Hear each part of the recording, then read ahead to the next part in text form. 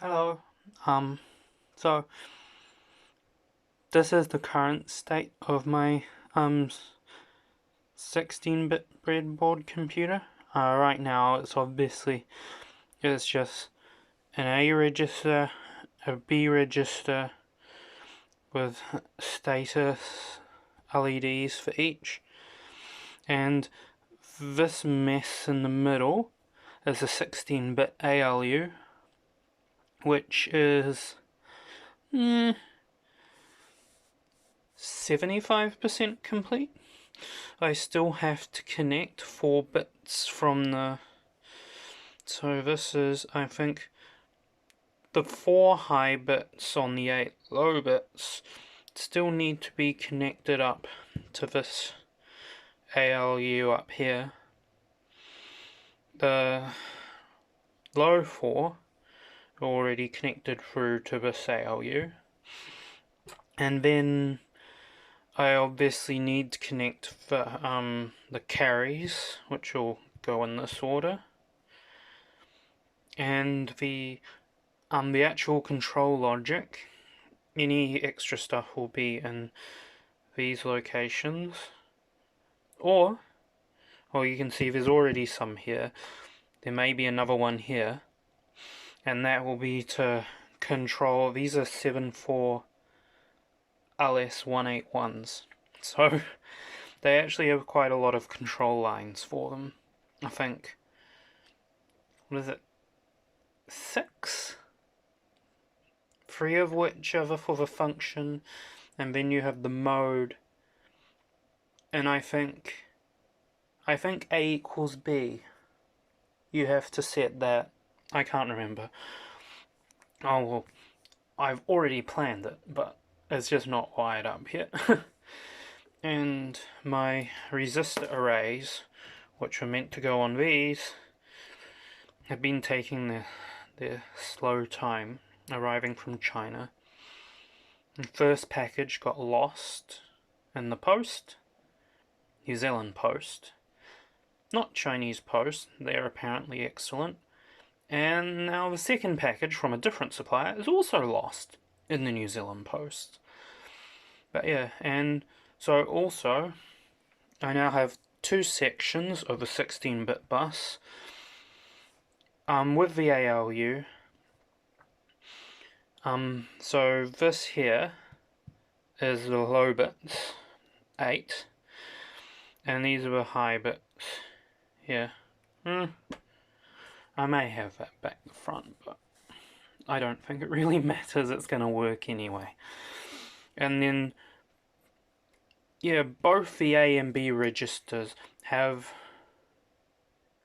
output ability, so they both output back onto the bus in these locations. And yeah, so one interesting thing is I managed to find this hookup wire, solid core, tinted copper from China at a much cheaper cost than, see, I got some white, and it's much cheaper than the SparkFun stuff that I've been getting locally, and the rolls are bigger.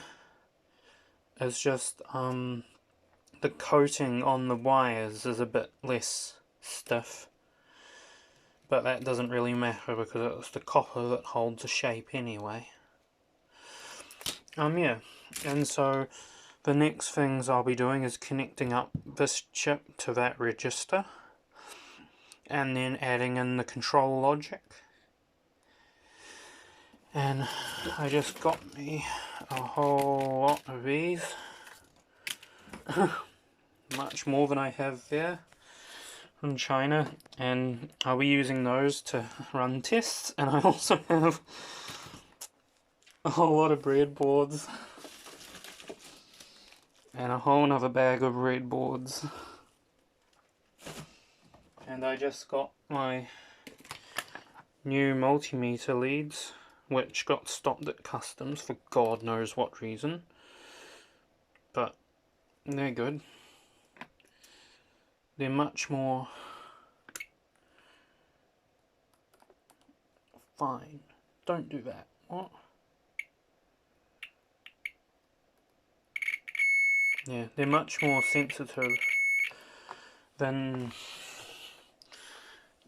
this, yeah, that's a Unitech UT58D. I got that because it can measure inductance for inductors. I haven't actually needed it yet, but I figured it's a good thing to have, and it's always good to have a second meter. So this is my normal one, Tamana, which is actually also Unity, just rebranded locally. And one of the sucky things about this one is, how am I going to test this? Just poke that, set it over to loud. This one,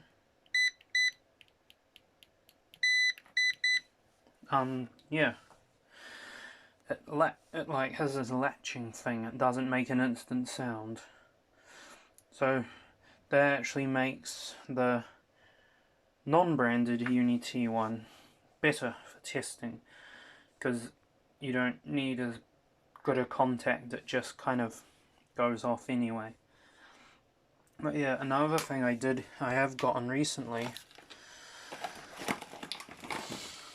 is these. I think like 1,000 resistors of different types, and so what I'm probably going to end up doing is using them something like this, but a lot tidier and more compact, to wire my own 16 resistor arrays, because yeah, custom post is incapable of delivering them, and I can't be bothered spending more money and waiting another month for them to get lost in the system again. In reality, they're probably getting stopped for some stupid reason, and then they're just not contacting me. And it took them a long time to contact me about the multimeter leads. Still don't know why they stopped them. They never responded saying they were sending them. AliExpress told me. But anyway, yeah, so that's all my stuff right now. The funny thing is, once these lines are getting this long, you can't sit down and wire them. You have to like do it standing up, and be careful with the tweezers and snips and get them all absolutely perfect so that they sit. And then you have to like make sure they're perfectly straight, and then hook them down in place. And yeah, so it's getting a bit out of hand, but this is going to be much bigger than what's here. But I mean, I'm not expecting it to be quick. So anyway, maybe I'll have an update another time. Goodbye.